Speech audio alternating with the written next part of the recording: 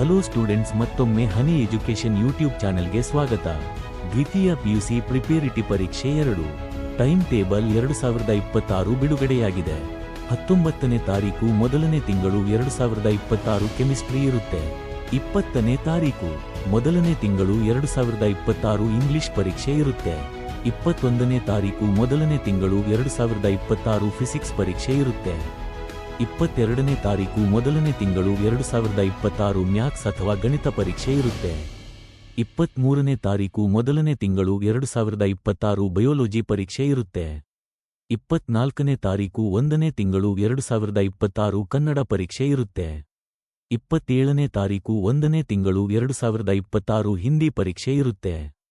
ತಮಗೆ ಈ ನಡೆದ ಪರೀಕ್ಷೆಗಳನ್ನು ಪ್ರಶ್ನೆ ಪತ್ರಿಕೆ ಬೇಕು ಅಂದರೆ ಅಲ್ಲಿ ಎಜುಕೇಶನ್ ಯೂಟ್ಯೂಬ್ ಚಾನೆಲ್ಗೆ ಸಬ್ಸ್ಕ್ರೈಬ್ ಆಗಿ ತಪ್ಪದೆ ಬೆಲ್ ಐಕಾನ್ ಕ್ಲಿಕ್ ಮಾಡಿ. ಯಾಕೆಂದರೆ ಇಲ್ಲಿ ನಡೆಯುವ ಪ್ರಶ್ನೆ ಪತ್ರಿಕೆಗಳನ್ನು ತಮಗೆ ಲಭಿಸುತ್ತದೆ. ಧನ್ಯವಾದಗಳು.